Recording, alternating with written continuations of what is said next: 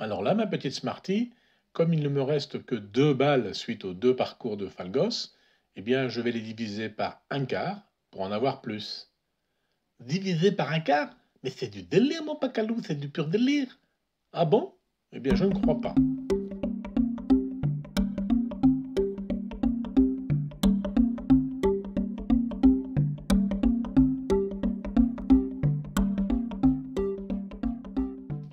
Tu te rappelles que pour diviser par 4 un tas de balles, il suffit de créer 4 petits tas, chacun contenant le même nombre de balles, et de ne garder qu'un tas.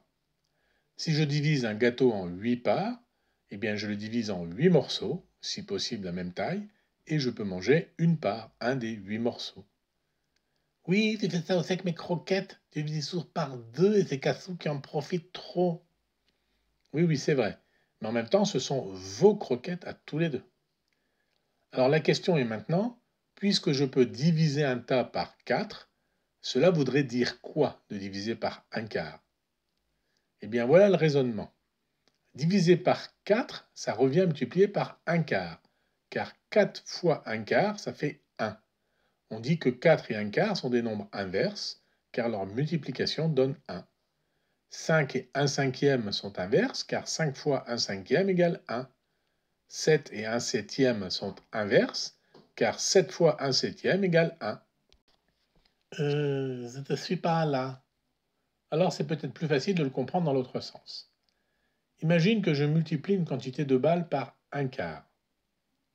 Un quart fois le nombre de balles, cela veut dire que je prends un quatrième de l'ensemble des balles. Donc c'est comme si je divisais mon tas en 4 petits tas, tous égaux, et je n'en garde qu'un seul. J'ai bien divisé mon tas par 4, le grand tas initial, qui est l'inverse de un quart. Oui, mais pourquoi tu parles d'inverse? Eh bien, on dit l'inverse, car multiplié par un quart, ça donne un résultat qui, si je le multiplie par 4, nous fait revenir à la première valeur. Nous faisons le chemin inverse. J'ai un grand tas de balles. Je multiplie par un quart et j'obtiens ce plus petit tas de balles. Si maintenant ce petit tas-là, je le me remultiplie par 4, eh bien je reviens à mon grand tas. Oui, mon pacalou, je commence à percevoir l'idée. Très bien, ma petite Smarty, très bien. Donc, multiplier par un quart revient à diviser par 4, l'inverse de un quart.